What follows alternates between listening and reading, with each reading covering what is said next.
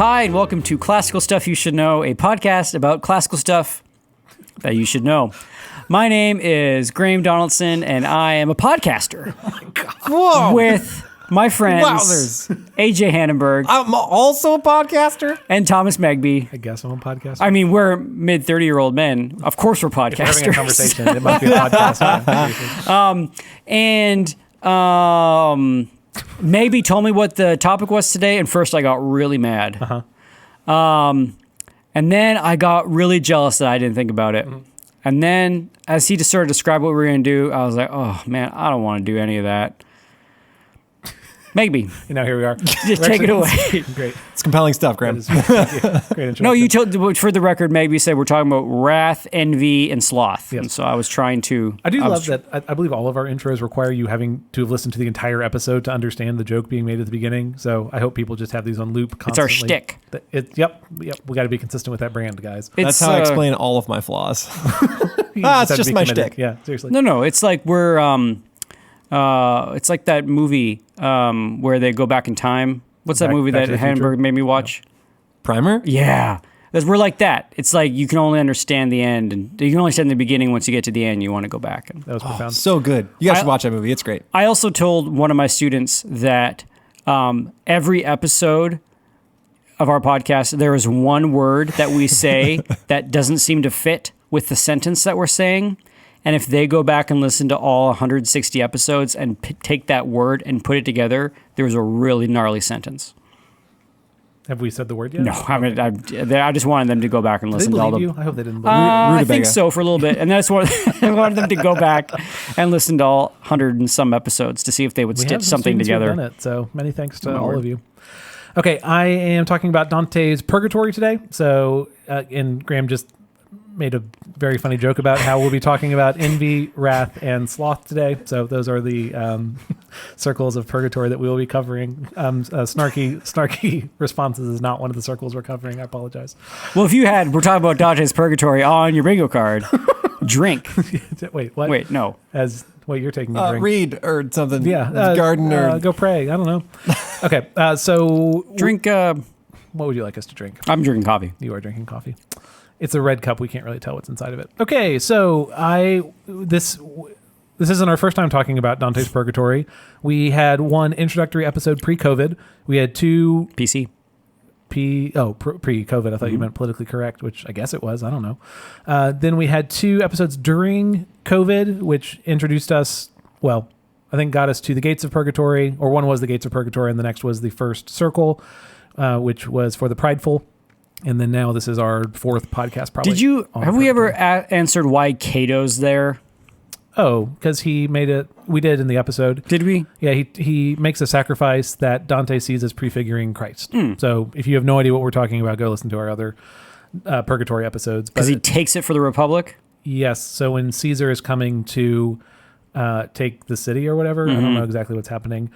There are different tellings of the story, but the way Dante interprets it is that Cato makes a sacrifice for the people below him. He sacrifices his life that others would be saved. He sees this as a prefiguring of the Christ event. I feel like that doesn't happen anymore.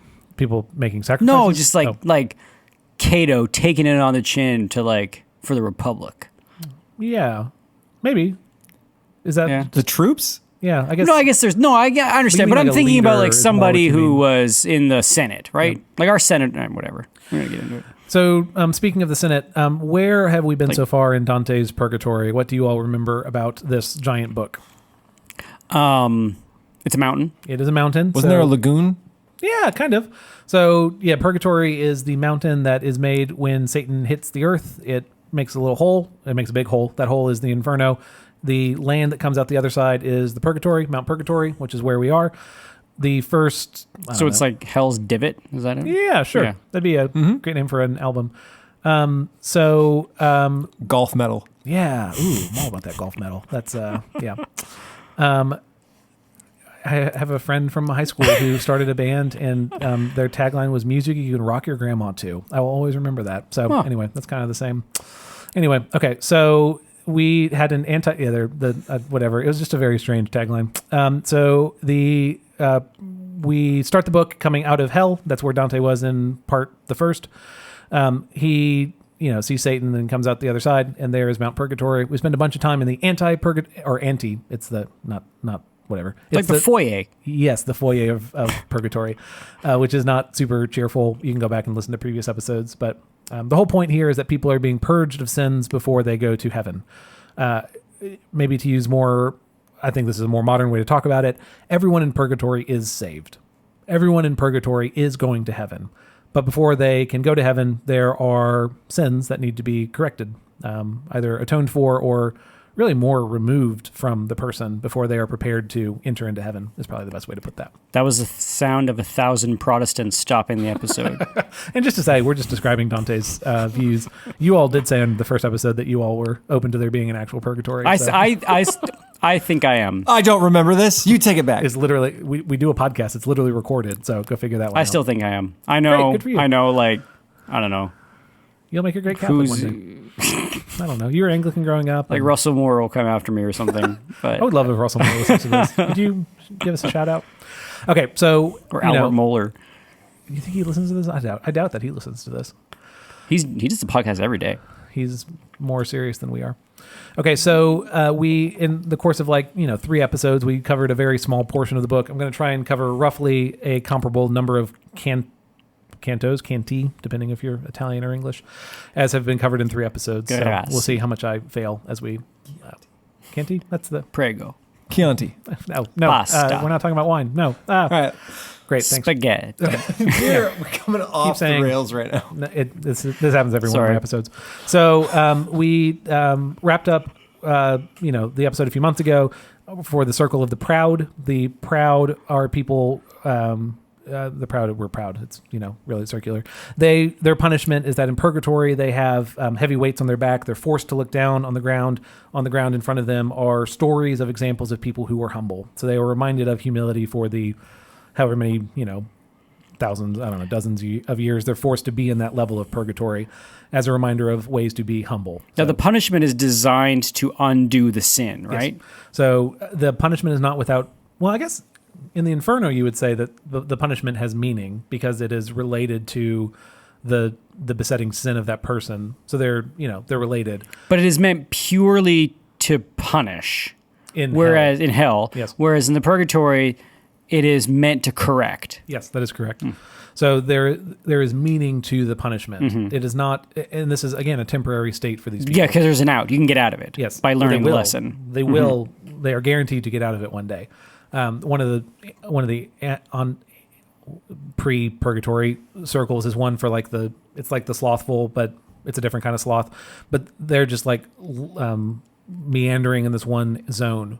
But they are guaranteed to one day enter Mount Purgatory. It's just on them for when they actually get there.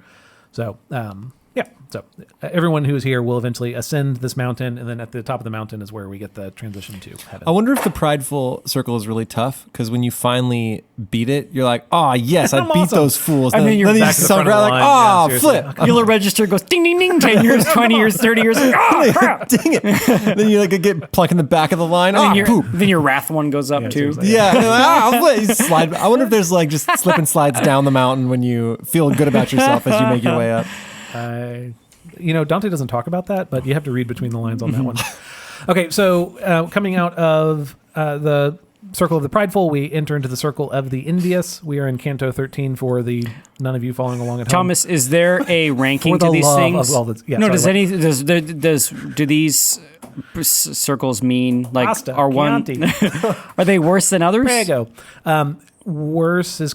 We will get to the structure of Purgatory. Okay. Definitely. I'm planning for it for this episode, but probably 3 episodes from now we'll get to it. But the structure of Purgatory is a thing that Virgil will cover literally halfway through the book. So instead of Dante putting this in a place that is reasonable, it is covered in Canto 17, which is the middle. All the books are, Inferno is 34 cantos, correct? Because there's the one at the beginning and then 33 in Hell. Then the other 2 books are 33 cantos. So in the middleest Canto 17, we get the structure of Purgatory, which we will never get to. So Canto 13, we exit the Circle of the Proud. We get to the Circle of the Envious. When you all hear the word envy, what is the word what does that mean? What is envy? It's Are you trying not to talk? What are you doing? Yeah, I'm trying not to talk. I was interrupting. I'm asking for your input.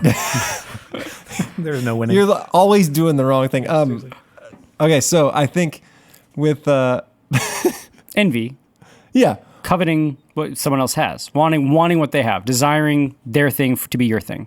and I think there's an added connotation of damage to that person. I don't want to just have it also. I want them to not have it and me to have it. Mimetic desire. Wow. I want to win between the two of us. If he's got a Ferrari, I want the Ferrari, and I want him to have my Volvo. That's exactly right.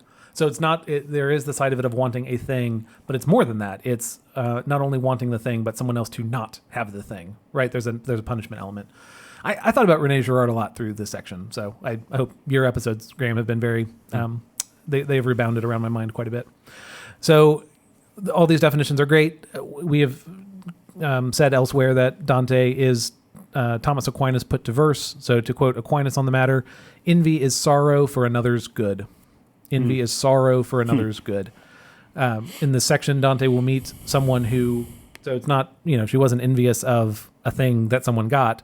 She was happy that a relative of hers was killed in combat. She didn't like this guy. She sees him get killed. She feels like happy that happened, and that condemns her to, yeah, right. And then that, well, not condemns is the wrong word, but that is the reason that she is in purgatory. I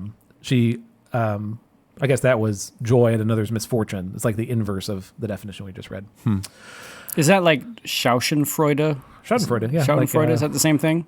Making me feel pleasure at your pain. Isn't that that's the line from Avenue Q? Gotcha. Which I've definitely never listened to. Okay, so those who are in, you all keep using this phrase of "that is so metal." So I'm going to read a thing, and I would like you to tell me if that is so metal. Are you prepared?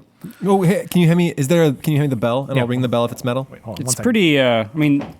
The metallic scale is pretty rigid. If I had an electric guitar, I'd be doing that instead of ringing this bell. But Yeah. alas, But since you were I don't have unprepared one for nearby. today's session, I will. I don't know if that bell's all that metal. I just well, it's made of metal, Okay. so it is Okay, metal. here we go. Objectively. I'm ready. Okay, so a thing you might be wondering is what is the punishment or what is the consequence for those who are envious in life? What happens to them?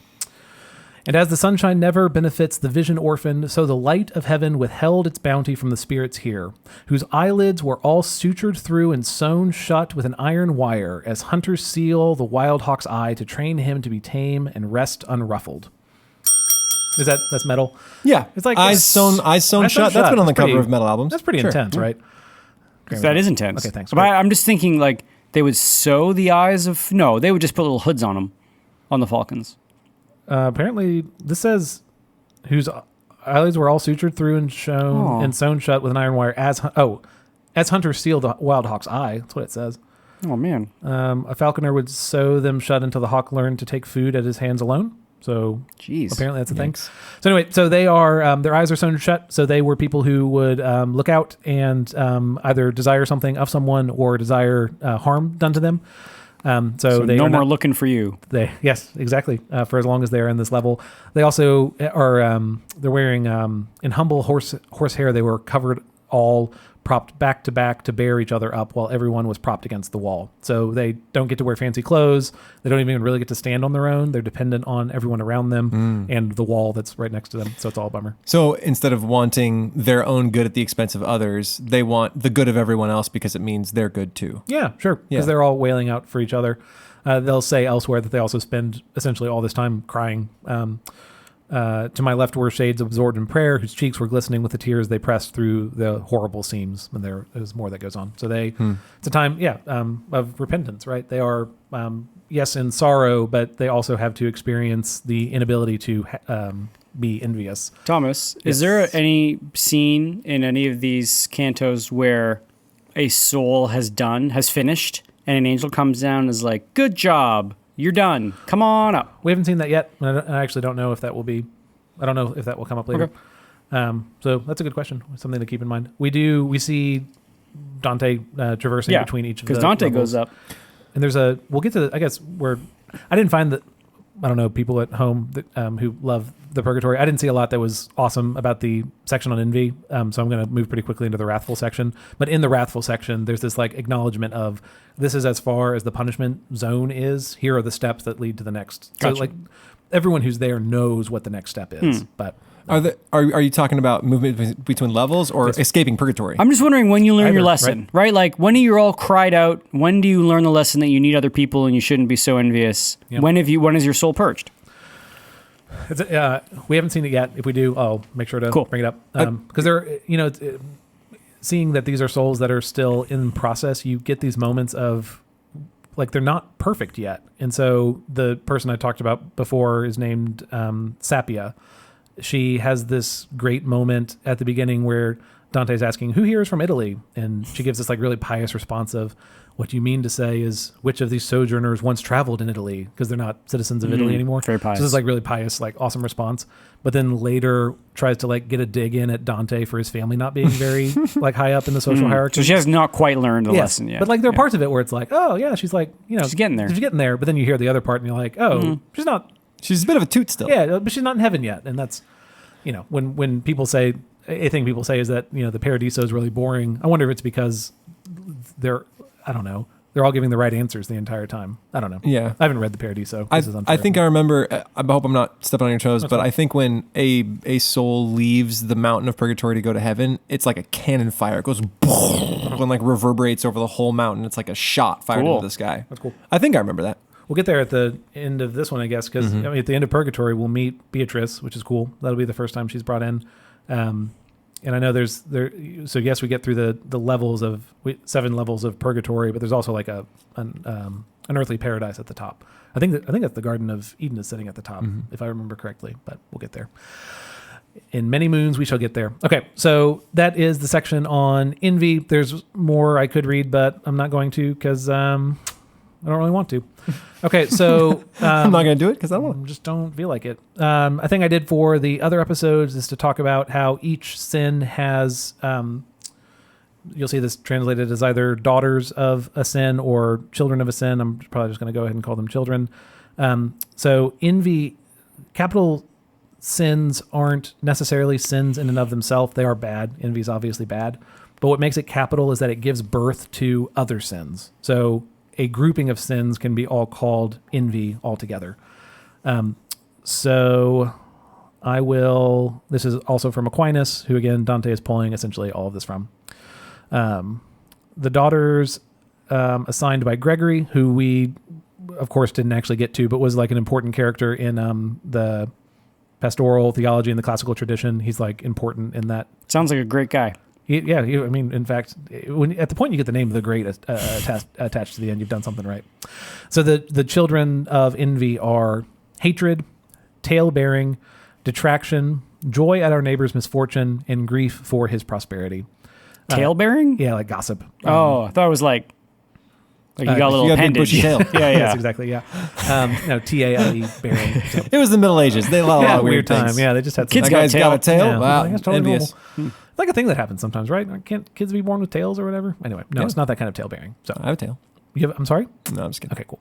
So that is Wait, what? for envy. We will leave it at that. Okay, we move on then to the circle of the wrathful. When you hear wrath, what is wrath? What does that mean? I think of Achilles. You are sunk in anger so far that it rots the vessel. Ooh, I like that. It's just like seeing red, where the reason has been almost usurped by either appetites or spirit. You've abandoned some higher part of the better angels of your nature, to steal a Lincoln phrase. No, I like that you're bringing this in. So instead of seeing It's bestial, right? Yes, like the reason we're saying wrath instead of anger is that anger can have a positive attribute to it, right? I appreciate you all pulling on the thread of wrath would put it. It's like a degrading in some way. You have lost.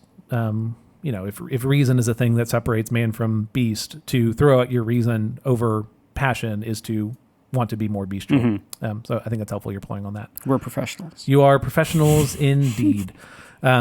Anger is a desire for vengeance is one quote from Aquinas on that. And then just on this topic of whether anger is okay, He that is angry without cause shall be in danger, but he that is angry with cause shall not be in danger. For without anger, teaching will be useless, judgment unstable, crimes unchecked. Isn't that interesting? For without anger, teaching will be useless, judgments unstable, crimes unchecked. So anger has a utility. Yes, it can. And it can be overdone and overstated. I don't know if you all have known people who will call what they have a holy anger, even though it's really just, vindictive. But yeah, there's a place for that feeling, but it is not, we're not sitting around saying anger is what separates man from beast or anything like that. Well, last podcast we were talking about the poetry of the old. Oh no, it was during the Q&A. Poetry of the old King James. Yes. And isn't God at some point in the old King James talk about having the vengeance of a red right hand? Ooh. Isn't that in the old King James? That sounds right. So there's like the anger of sounds cool. The vengeance. Not vengeance, but the holy anger. Yeah. Is that metal too? I like this. Make this a thing. We got to make that the heavy metal bell. I feel like during the Poetic Eddas, you would have just been like, oh yeah, I would have had to hand off the responsibility to one of you guys. Someone else, yeah. Or you could just be, can I be the one who says when my episode is metal? That seems like a wonderful, anyway. Okay, so we move into the Circle of the Wrathful. So these are people with, desire for vengeance is one of the names for that. This kind of has the lamest of the punishments that we've come across so far. So if we had the, exceedingly metal punishment in the Circle of the Envious of having like their eyes knit together, which is crazy, the Wrathful have to like stand around in like a really heavy mist for a while, and it's kind of irritating. Yeah. Yep. They're not like bit by something or like pricked by something. It's like a fog. It's like a really thick fog. I wonder if the important thing there is the symbolism that they kind of lose sight of the reality. Yeah, like they're so clouded over by anger. Also, it's mildly irritating. So like I can't see my shoes, can't tie my shoelaces. You can't fight the fog. You can't like lash out and like beat the crap out of the fog. I bumped into that guy a little earlier. It's really inconvenient. I'm really mad about it. Yeah, I mean, yep. And this is also where one of the not ghosts, what are they called? Shades, I think they call them here, acknowledges like the confined space where they're stuck in. So there's also that as part of the punishment. They can't go anywhere. They can't escape the fog, I guess is what I'm trying to say. But yeah, compared to giant rocks on your back or having your eyes sewn shut, it's just kind of like, really? I think Dante's like running out of ideas at this point. He's like, I don't know. No, he saw it. I'm so sorry. What I mean to say is that he wrote everything down as he saw it. They call it smoke, and they say more about that. Okay, so while he's here, he meets a fellow. What? I just had the image of that Circle of Wrath being a Dave Matthews Band festival day. Uh-huh. Like, there's just a lot of smoke. It's all kind of foggy. That's all there is to it. Crash. So in this Circle of the Wrathful, Dante meets a fellow named Mark, and I think Mark is a made-up fellow, I do believe. If I'm wrong, please write me lots of angry emails. And they, they're just having a pleasant chat. And this will kind of lead us into a topic that we'll read a couple quotes from to kind of, I will read quotes, get responses, and then we'll continue on through, because this will kind of be our guiding image that's continued across 3 of these cantos. So I guess I'll just read from here, and then we can react and continue. Okay, so Dante is talking with Mark, and he has the question of that goes like this. But pray, Dante says, show me the cause of all this sin. Dante is reflecting on the world and all the problems that are in it. Show me the cause of all this sin, that I may see it and reveal it. For some blame the stars, some fortune here below. And then Mark, let out a deep sigh that sorrows wrung into a groan. My brother, Mark, began, the world is blind, and it has been your home. You living men attribute to the sky the causes of all things, as if they moved ever and only by necessity. That would destroy the freedom of your will, nor would it then be just to deal out joy for doing well or woe for doing ill. The heavens give your movements their first nudge, not all your movements, but let's grant that too. Still, light is given that you may freely judge and choose the good or evil. And should free will grow weary in the first battles with the stars, foster it well, and it will win the day. You men lie subject to that one who made you free, a greater force, a better nature, who formed your minds without the planet's aid. Thus, if this present world has gone askew, look to yourselves. In yourselves lies the cause. And he goes on from there. So the stars gave you a nudge, or the universe gives you a nudge, but in the end, you only got yourself to blame. No, I don't know. Yeah, it's, I don't know if we ever covered this in the Spheres when we talked about it way back in the day, but even medieval church folks believed kind of in astrology that when a certain planet was in the sky, it was wielding certain influence over men. Like, that's why we get our word lunatic, right? Yes. The moon Based on the brings moon. you wandering of the mind. And so I think that's crazy interesting, especially because I literally just had a conversation with this, about this with another teacher, and they're reading a book where it talked about weirdly enough, the four, what do they call those? Character attributes? Melancholy. Temperaments. The four temperaments. So I think there's another word for it. The four humors. The four humors. Yeah. The, melancholy, sanguine, that sort of thing. Phlegmatic. And the book was like, Another one. that's the way you're made, and really the church needs all kinds. And the teacher was like, correct me if I'm wrong, but aren't you supposed to like push against the humors if you're wise and resist the influence of those humors? Oh, interesting. Like that's your natural bent, but wise men can break against it. And Yes, this is that is proving true. exactly that the universe gives you a nudge, but you are responsible for your own actions. You are, Like yes. in the end, you have no one but to blame but your own will, and you are beholden to God. And so if you are a sanguine person, figure it out. Yeah. Actually, sanguine's pretty good, isn't it? You can be over optimistic. There are problems with all four. Gotcha. And you're prone to anger. We talked about this forever ago. I think the episode was called, it was either the four, no, it was the Enneagram, one of our episodes. But the goal was so in locating the humors as like literal parts of your body, to say I have an excess of, I think, blood for sanguine, like you're actually supposed to get less blood. Do you know what I mean? Like blood is supposed to be taken out of you. And there's something to that of you're actually supposed to have that balance between all four of them. I would like to point out this podcast is not medical advice in any way. What? Hold on. Wait, all these leeches have been for nothing? Wait, hold on. Okay, so that's helpful. So Mark is trying to say that, people want to blame someone else for the reasons that they do things, but in fact, there is a free will. There is a choice in all things. Yes, we are pushed in certain ways by the chance of our birth, by our families, by our cities, by any of those things. But ultimately, we have a free will. We have a choice to do whatever we want, I guess is the way to put that. I didn't plan this because we figure out the topics when we come here. Does this intersect at all with our episode last week on Camus? Did anything come to mind when you were hearing that? That the world has nudged you a certain way, and Is this a response to what we read through last week, or is it actually agree with it? That in the end you own it? Yeah. yeah, I mean, I don't see that this. Yeah, I think this can just be another element of the conversation. I don't know that it negates it or I don't think changes it it negates terribly. it. Yeah. I just wonder if, I wonder how the great conversation connects between the don't two. you feel like most modern people would reject the idea of Outside influences? Yeah, that Yes. there's influences of either the spheres, the planets. They would then reject there's that. like there's the There are woo- astrologers. There are the Yes. woo-woos who are like, But I think I think the new form of this is genetics, or to say Yes, genetic sure. determinism. To say I am.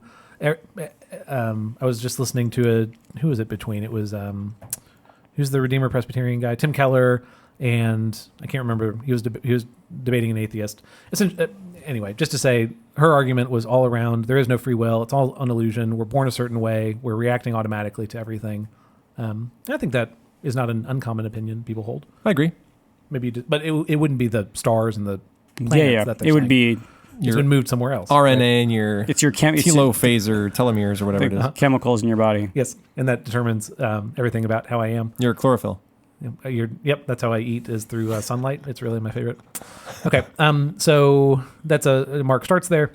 He uses an interesting metaphor, which I want to present to you all and get your all's thoughts. Okay, so he just had the celebration, or acknowledgement of free will and how important it is. Now I shall scout the truth of this for you. Directly from him whose hand who cherished her before she came to be, the simple soul comes forth just like a little baby girl, who cries and laughs and doesn't know a thing, save that, moved by her maker, by her joy, she willingly turns to all that makes her sing. Innocently she tastes the savor of some lesser good, then chases it, deceived, unless some rein or guide directs the love. For the rein, it is needful we have law. For the guide, kings who might at least discern the towers of the true city from afar. And then he goes on from there. he's using a metaphor of it's a little girl, but a child, as the example of what it is for a soul to exist in this world. The soul is drawn toward different things by the force of love, by attraction to things that are in this world. Any response or reaction to that? In thinking of like the nature of souls, I don't think innocent child is one that I think of very often. Maybe you do. I don't know. It reminds me of Wordsworth's ode to Intimations of Immortality, where he has a poem saying that our souls are like little babies, and as we grow older, we forget heaven, where we've come from. We forget the sort of the joy that we come from. We kind of get mired in the adult life, and we get these little small glimpses of joy, which is the romantic sort of feeling. But I feel similar to that. But what was this part? Can you repeat the part about kings? What was that about? Oh, at the very end? Yeah. The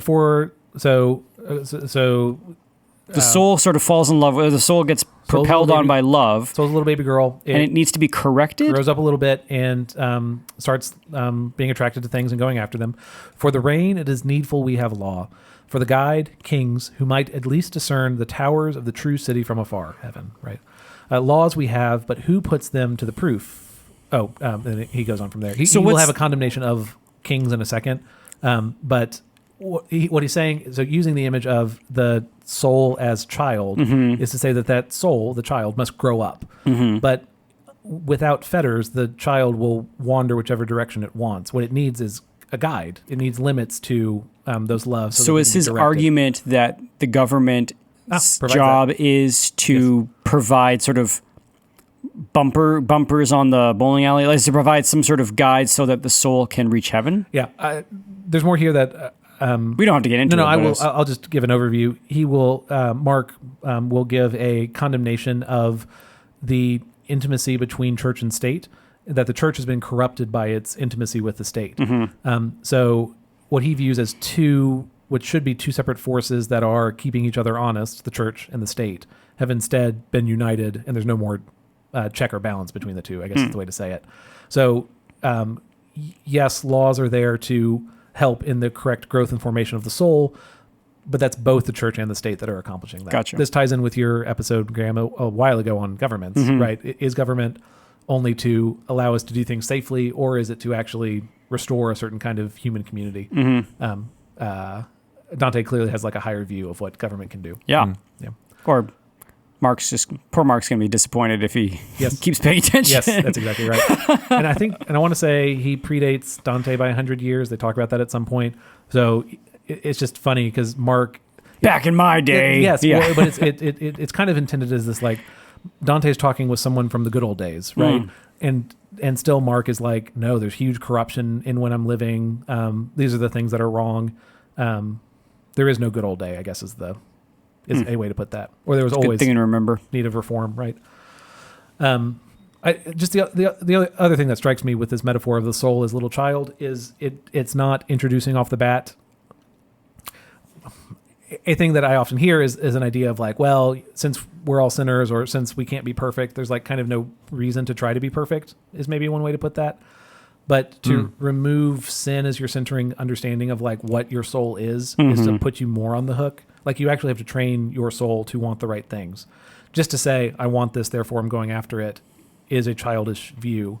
To lay on top of that, I actually need to train what my desires are, I think is important. Again, we only ever talk about the same four topics over and over again, but that's just something that strikes me by pointing to our soul as a child, not just ourselves. You want to... I was just remembering a conversation I had with a friend once, and I think she was kind of a lapsed Christian, and she's like, I tried to do the Christian life, but God was never helping me, so I stopped. And that, I was just thinking of a child like reaching up toward the cookie jar, being like, no one's stopping me, and somebody stop me. And it's just, it seemed kind of juvenile at the time. Yes. That's what, I'm not reading the sections. There are parts in here where Dante speaks really highly of, the pre-Christians, the pagans. Is it limbo? Is that the first part? Yeah. Are they the virtuous pagans? Like he speaks really highly of them because they figured out stuff that, what's the right way to say it? Should be impossible to figure out, but reason actually got them further than people realize they can get. And so that's why I appreciate this from the section from Mark on Canto 16. Humans are responsible for their actions. Crap. I know. And it's not enough to just say, oh, we're sinful. It's no, like you will face God for the decisions you make one day. Anyway. Anything else before moving on from there? So why do I bring that up? That will start us in a centering metaphor of love as the organization of Purgatory, which will be developed more in Canto 17. And we'll talk a little bit in Canto 18. So what circle was Mark in? Wrathful. Why was Mark cheesed off? Man, I don't remember. He killed someone. Oh, okay. Fine. That's fine. He stabbed a guy. It's no big deal. I think he did actually kill someone. He has this part where he talks about like he's from like the good old days when like men cared about honor, not like you are now when the bowstring has gone slack or something. It's some like awesome jab that he gives at Dante. It's really funny. I was a Lombard and they called me Mark. I knew the world and loved that courtly valor for which each man now lets his bow fall slack. Pistols at dawn, man. That's Pistols right, at dawn. So anyway, it's a good line, but that's Mark. Okay, so that gets us through to Canto 17. So each of the books is 33 cantos long. The very middle of each canto is Canto 17. That's how math works. 16 on each side. Canto 17 from the Inferno. Is that an important one? I could check. I remember that they kind of give the basic structure of it in Canto 11, I believe. But I'll check 17. We'll check it right now as we go. If it's City of Dis or if that comes later. I can find out real fast. Sorry, I probably should have prepped you on that one. Sorry. So in Canto 17, we're still seeing the punishment of wrath, which again is like a thick smoke, which like hurts. Trapped in a fog so thick upon the hills. He goes on to talk about it more, but it's not super interesting. Okay, so what is the organization of Purgatory? It's a mountain. It is a mountain. I will actually start by reading this from the notes. No, we'll go here. So Canto 16 kicked us off with the importance of love as what draws a person to what they desire, what they go after, even if it's bad. Not the creator nor this is Virgil talking to Dante in Canto 17. Not the creator nor a single creature, as you know, ever existed without love. The soul's love or the love that comes by nature. The natural love is just and cannot rove. The soul's love strays if it desires what's wrong or loves with too much strength or not enough. When toward its prime good it is led aright and keeps good measure in the second goods, it cannot be the cause of bad delight. So when things are focused on God, things are great. When they get focused on these secondary goods, things go bad. One of my bookmarks just fell out, which bodes poorly for the rest of our conversation. When I just read that part, but when it twists to evil or does not race for a good with the appropriate care, the potter finds rebellion in the pot. Hence you can understand how love must be the seedbed where all virtuous deeds must grow, with every act that warrants punishment. Now then, since by its logic love can't turn its glance from the well-being of the one who loves, all things are shielded from self-hate. And since you can't conceive yourself cut free from your first cause and standing on your own, you cannot truly hate the deity. There's a big statement, which maybe is worth disagreeing with. Love of your neighbor's loss remains alone if I've distinguished all the cases right. In 3 ways, in your clay, this love is born. This is a longer section. I apologize. We will talk about this after I finish. For 1, man strives for excellence, that he might put down his neighbor. It is all he craves to bring him low who gloried in his height. 1 fears the rising of another man, fears to lose favor, honor, power, and fame, and gloomily learns to love to see him fail. And the last, seething under suffered harm, gluts himself with vindictiveness and brings evil upon another by his arm. So we've just covered our 3 levels that we've gone through so far. We have the prideful, we have the envious, we have the wrathful. So he's So what joins them all together is a hatred of the other. Yes. Or a violence towards the other. And I'll keep going with it. This threefold love they mourn for in those rings below. The threefold love they mourn for in those rings below. Now, and understand the other too, the love which, though its order's been corrupted, pursues the good. Each soul can dimly see the one good that will lay the heart at rest. This it desires and struggles valiantly to join with it. If, in this loving quest, you are too slowly drawn to see, to win, this cornice here, after fit penitence, punishes you. other good things there are. Not the good being, but not our blessed joy, the root of all good things and their fruition. The love that yields itself too much to these is mourned for in the three circles toward the top. But why there are three circles, you may please discover on your own. So here I am to stop. Okay, so what has he just said? I'm going to read from Dr. Esselin, who is very helpful with his notes. Did you look up Canto 17? Yeah, well, if we count the first intro canto, then it would be Canto 18. Uh-huh. And that makes no difference. Cantos 16, 17, and 18 are all describing the division between the sins of what I believe are the sins of the appetites and the will, so sins of incontinence and violence, from the sins of the intellect, which is the lower hells after the Great Barrier Waterfall.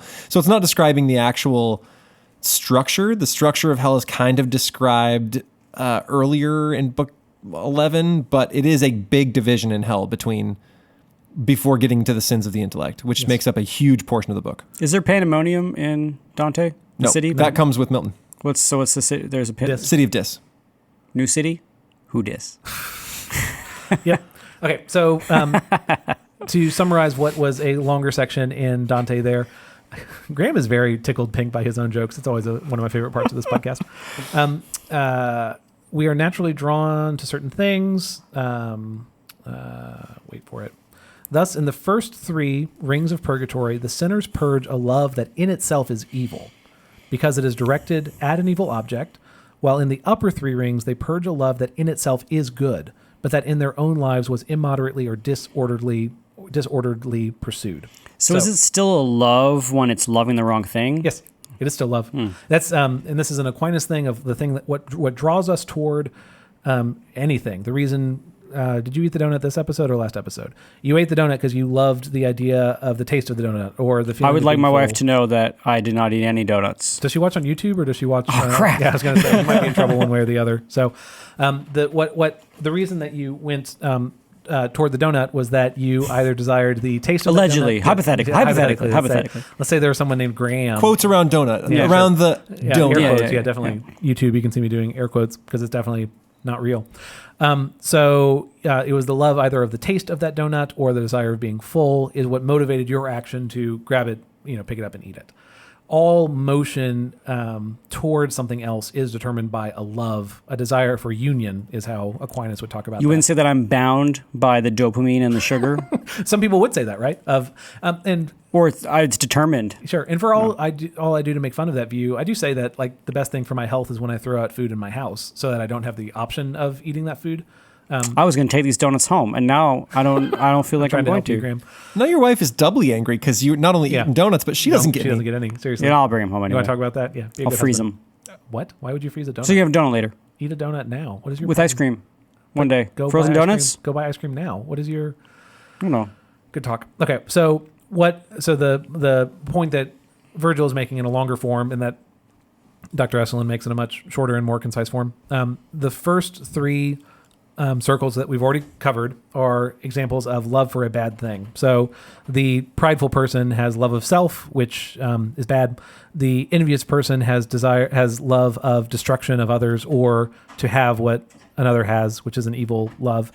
And then that's followed by wrath, desire for vengeance. So it's a love for, again, an evil thing. Those loves must be removed, I guess is the way to say that. You must not love an evil thing. Removed, redirected? Is there a difference? I think the redirection motif you'll see more in the top three. Again, okay. you've referenced the lust being the top of the purgatory, and redirection is probably the right term for that.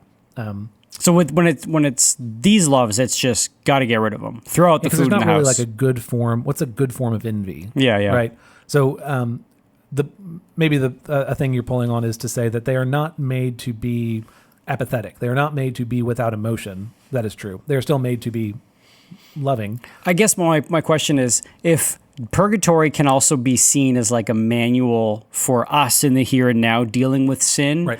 What do you say to do? Well, what do you tell the person who is envious to do?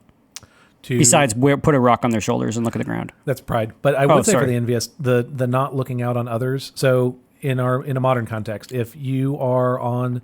Like if a student comes to you and is like, like so-and-so just got an A on the test and I just wish they failed and I got an A. Yeah. What would you say? Let me start by answering the one I was thinking about because no, it's okay. But like to the person who spends all their time on social media following the rich and the famous, that they wish that they had that, or that they follow the people who are less popular than they are so they can revel in how superior they are to them. Deleting social media is not a bad first step. Does that would be a form of closing one's eyes? In the same way that I've talked in your test example to say, what concern is it to you what another person makes on a test? Were you faithful in studying as much as you could have? Did you do all the work that was necessary for this work? Just so often, to be focused on the wrong thing. That's not the answer I wanted. I wanted you to tell me I was good and they were terrible. That's exactly right. But maybe both of you are good, or maybe they have gifts that you don't, and you have to be okay with that.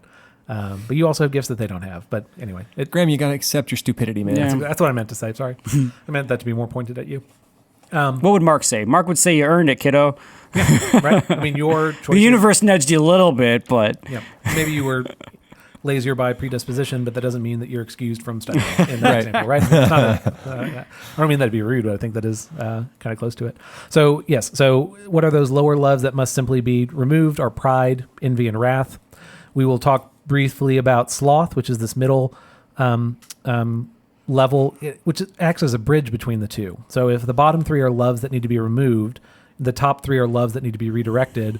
The middle one is that love needs to be generated. Love needs to be present for the movement into avarice, gluttony, and lust are the ones that they. And so the slothful are people who just can't fire up the old love. Yep, just weren't super engaged. We've talked about acedia before, which is the term that's being used here. Is that Marceau's problem? Is sloth? Yeah, he takes action, right? I guess he does shoot people. A sloth would probably be his problem. Is a lack of caring would probably be sloth, right? And not like this acedia, this spiritual malaise. Yes.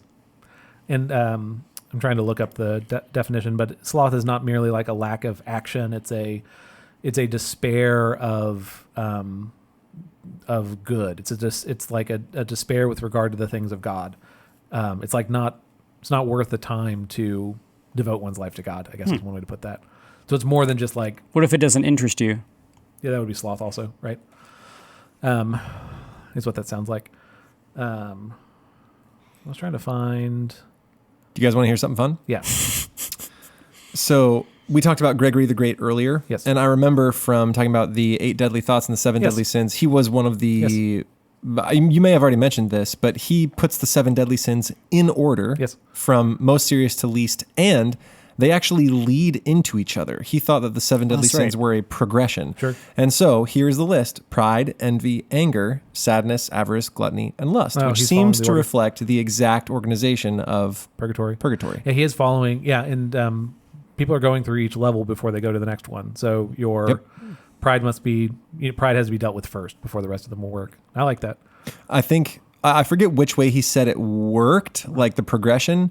Pride, me thinking great of myself, leads to envy when someone else ends up being greater, leads to anger when I can't have the thing that they have, leads to sadness after I sort of deal with my anger, leads to gathering a whole bunch of things to make me feel better, leads to gluttony, overconsumption. Like he thought that it was one sin led to the other. And I'm not sure if it went the other way, from starting from lust and eventually ended in pride, but I thought it went envy, anger. I wanted what somebody else had. I couldn't have it. And therefore I get angry with myself and the world and at them. That's how the order is here. That envy starts, which leads to wrath. Right. No, I like that. But I do wonder if in advising someone, would you actually start the other way? Do you start with the furthest one out, or can you actually get back to pride in the first place? I think he said you have to resolve them in, at least Gregory, I think, said you had to resolve them in reverse order. So you need to solve the lust before you can move on. Need to solve the pride or the anger before you can resolve the envy, before you can resolve the pride. You got to stop wanting what other people have before we can deal with how you feel about yourself. I like that. I like that a lot. And that's even in Thomas in Aquinas, which I keep quoting. It's usually Aquinas quoting Gregory, which is what Dante is pulling all of this from. So really, thanks, Gregory. Appreciate you. He was the great. He was pretty great. What is Dante just copied him? I mean, what a hack. Sloth is an oppressive sorrow, which to wit so weighs upon man's mind that he wants to do nothing. An oppressive sorrow that makes a man want to do nothing. Now, this sorrow is always evil, sometimes in itself, sometimes in its effect. Or as my students say, chill. Maybe. No, I think chill without sorrow. I think chill. I think definitely the like ethos of chill is close to the sloth. Sure. Classical definition of. It's actually really. This will be a topic for another time because I'm just trying to connect some dots. Like when you look at like certain, you would call them maybe moral behavior over time. So like kids today drink less than they did 30 years ago, who drink less than their parents 30 years before that. People are having less sex before marriage now than they were 30 years ago than they were 30 years before that. Like there are all these, there are, I believe, fewer children out of wedlock. That one might not be true, but there are certain like those things have, so like bad things have gone down, but I don't know if we would say that like more good things have been done over that time. And I wonder if that's a reflection. If there's just cycles of different. Well, just in this model of purgatory, it's to say that like kind of those first three levels have been overcome, right? Maybe there is some kind of like, there's less bad being done, but that's capped us off at the middle level, which is sloth. And we haven't found a way to move past that to the higher things, the actual acts of doing good things for God, the kingdom, whatever, or for one's life, to live a life that has a redeemed. Anyway, yeah. I'll have to think about that more, but that just made me think. So the kids are all right? Yeah, I mean, they are. What if that would be a proverb that gets on the old proverbial podcast? The kids are all right? Yeah, probably not. I'd be curious to hear that one. Okay, so just to say where we are again, we have passed pride, envy, and wrath. All of you listeners have passed pride, envy, and wrath by listening to this podcast. You are freed from the sin. You have untied the knot. Time to cannon you up to heaven. Yeah, I'm okay with that. That's one of the images used early. I think in the circle of the wrathful is to say that it's untying the knot of wrath. I thought that was a cool image. Which then leads us to sloth, which we'll talk about very, very briefly. And then we will eventually get to avarice, gluttony, and lust. And then sitting on top of that is the earthly paradise and a lot of cantos with Beatrice. And then we will go into, I don't know if we're going to keep on going with paradise, but here we are with Purgatory. Purgatory has been great. I want to. Everyone should read it. Okay, so sloth we just defined. AJ referenced this, so I guess it was Gregory then. If Gregory wrote down the 7, Gregory was combining Evagrius's 8 thoughts into 7, and he took sloth, which is like he took inaction plus despair and combined those into acedia. That's how you get 7. Is that what used to be 2 things, because there were 8 deadly thoughts, become 7. It's sloth that combines them. Really? I thought it was combining vainglory and pride. I thought he rolled those 2 together. In Dante, this is from my earlier one on pride. Dante calls it vainglory. He doesn't call it pride. Oh, okay. So at least for Aquinas, when Aquinas is doing the 7, he's for sure combining those 2 into the one idea of acedia. I forget. Vainglory is just a much more fun word than pride. Yes. They are different things, though. Yeah, and I think pride might be a child of vainglory. I'd have to go back and listen, but vainglory is like what I feel when I like beat students at kickball as a grown man. Look at me. Yeah, that's terrible. Vainglory is wanting and desiring glory from others. You want everyone else to think you're good. Pride is thinking I'm good, and if they don't see it, they're all idiots. You don't care, right? Yeah. Okay, so I didn't read this for envy, so I'll just say this now. The children of, the children of anger are quarreling, swelling of the mind, clamor, indignation, and blasphemy. Those are the children of anger. So again, those are things to look for in yourself to say, do I see these? Those would point to the presence of a capital vice of anger or wrath. Blasphemy because you just want to like stick it to God. Yeah, it's a desire for vengeance from God would be blasphemy. Blasphemy is reckoned. Blasphemy also. How does this work? It's also a daughter of pride, according to Aquinas. There you go. They pop. Oh, they're different lists. That's what he's saying. Sorry.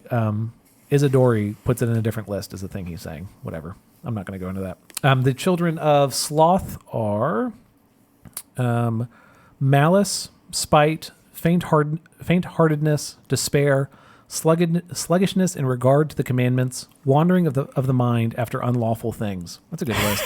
That's a good list. Malice, spite, faint-heartedness, despair, sluggishness in regards to the commandments, wandering of the mind after unlawful things. Oh my word! That's a good list. Put together a list of your average American teenager these days. I'm serious. You just lit that house on fire. Yeah, I'm not really thinking about it. About that. Yeah. Oh, you mean I just shot a man and I don't care about it? Would that be okay? Good. That's connected to our last week episode. You should go listen to that. Yeah, I think you could say he was suffering from despair. I dig it. Last week. Acedia, Sloth. Acedia.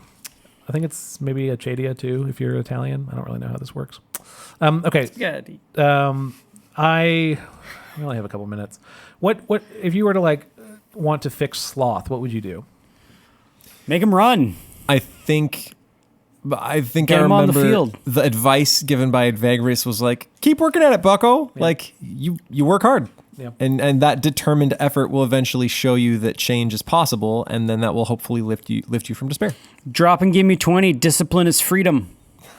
I mean, you're not wrong. Actually, your first answer was 100% correct. They run. They do laps. That's all they do. And Seriously? Yeah, that's actually No way. They do laps. Yeah, for sure. And they all like I don't know what it means to be a really funny chapter, but it's like this hilarious chapter. So we're only introduced to this one abbot. I think he's Abbot of Zeno is what the guy's name or title is, I guess. So like I'm just imagining they're all a bunch of like priests in like giant robes, like running around doing laps the entire time, and they're all like encouraging each other. So they're all like, you got. Is there someone overseeing them? Is there like someone making sure they're doing their job, like a little angel in a golf cart with a whistle or anything? I wish that'd make this a better chapter. They don't go into that, but they do have this part. So Dante's just kind of like walking along and he's trying to have some like deep thought. And then all of a sudden he just hears this like rumbling behind him and he turns around and he just sees like this A wall of jogging priests. Again, I want to think of it as a wall of jogging priests, but so they, he's having this like, those men whose reasoning, that's pretty metal. That's pretty metal. That's straight up. He's having this like, those men whose reasoning plumbed the depths of wisdom remarked upon this inborn liberty, bequeathing moral science to the world. So let's concede that, and he goes into this like, Beatrice is great. And then he just suddenly hears this straightaway past us on the ring. They swept, for that great throng of spirits ever raced, and the front runners shouted as they wept, Mary ran to the hill country in haste. To conquer Lerida, Caesar slashed Marseille, then ran to bend the enemy's neck in Spain. He goes on. It's just, they're all shouting out these, Examples of industry? Yeah, industry. Yeah, I would love to talk more about industry. That's probably the right phrase for it. Come on, don't let time slip away for lukewarm love. Zeal and well-doing makes grace green. This is actually a good one. Zeal and well-doing makes grace green again. Isn't that a good phrase? Awesome. That's good. What's it? Read it again. Zeal and well-doing makes I can't say Makes grace green again. Grace green again. So they're all man. just like hauling blubber tubs around this big, circle, being like, "Let's get to it, boys!" That's what we got. That's got to be like a motto at gym that? class. It's Yeah. like zeal and well-doing makes grace green again. Yeah, that'll be easy for everybody to chant as they run. We'll I do like it that phrase a lot, though. Do it in Italian. Yeah, I was actually trying to look it up. Che studio di ben far grazie rinverda. People who know Italian are probably That's not bad, the actually. right. No, it's probably not the right line at all. We got to memorize that. We got to yell at our kids when they're jogging and running and stuff. Rato che il tempo non si perda per poco amor. Oh. Che studio di ben far grazia rinverda. Is yours like a Italian Side by / side. English? Oh, that's cool. So Italian's on the left side and then the English is on way. the right. It's been really, that's a thing I've really liked. But I just love this image of like, so, we started from like their eyes are sewn shut, which is like crazy, to literally a bunch of old dudes just running around encouraging each other. I have a couple of students that I think live their life persistently just stoked out of their minds about things. Yeah. And I can imagine a couple of them just being in this group, Yeah. just running along. Let's go. So the truth is, if you are feeling slothful or that you have no moral improvement or why bother, you literally have to go jogging. Yes. Like Yeah, this you like is this why you go is this why you've taken up I jogging? just actually picked up jogging. Shoot, I got to go jogging. Let's all do this then. Maybe this is the answer to all of our problems. Hey, But- when you live on the farm, we can go for early morning jogs. No, yes, but I'm also worried. Won't there be like work to do around the farm also? Yeah, but not on a school day. Oh, okay. Ooh, I like good style. But just to say, I appreciate us. We started in this pretty grotesque image of, people wailing in sackcloth with their eyes sewn shut. To there's like a joy to this place that again is the point of Purgatory. It's the restoration of how mankind was supposed to be, and we're starting to see pieces of that right now. It's again a bunch of people running around enjoying the experience as much as they can, encouraging one another to reinvigorate this zeal, right? So yeah, that's where we end with Canto 18. We'll go into 19 at some point in the future. It's where we get into avarice, and then we get into kind of this upper three rings, which we just talked about. But yeah, what's the point? Purgatory is arranged around love. There are certain evil loves that need to be eradicated, and then there just needs to be feeling in general that must exist before it can be directed correctly. And that's what we get into in the next 3 cantos. And I would say, each of these levels has still shown a practical example of how to avoid these sins in the current day. AJ has said before, these aren't just points to make to Christian listeners. I think anyone would like to say, I think everyone would like to live without envy. I think everyone would like to live without wrath. I think everyone would like to live a passionate life. And there's advice to that. There are tools that can actually get us there. And it's not just talk about these things, but it's actually a physical change, be it running, be it choosing what your eyes are focused on any number of things. So that's where I end it. That's what I got for today. Donate anybody? Not after that, right? I'm going to link you guys up with my Nike Run Club app that we can. Oh, I remember we used to do that. You just rocked my face. Oh, it's okay. You'd rock mine these days. No. I don't do Nike Run. Should I? What do you do? Is this embarrassing? Can I share this? It's called Zombies Run. Oh, I did Zombies Run for a while. It's good. I backed them on Kickstarter like 7 years ago, and so I just love it. But yeah, that's what. So if you want to join the Classical Stuff Run Club, email us at theguys@classicalstuff.net. If you want to kick the vice of acedia and you want to start working out with us, link up with our Fitbits at. No, we don't have these things. Although this is probably like the new Patreon thing. Is Strava for running or is that for biking? Do y'all know? I don't know. I don't know either.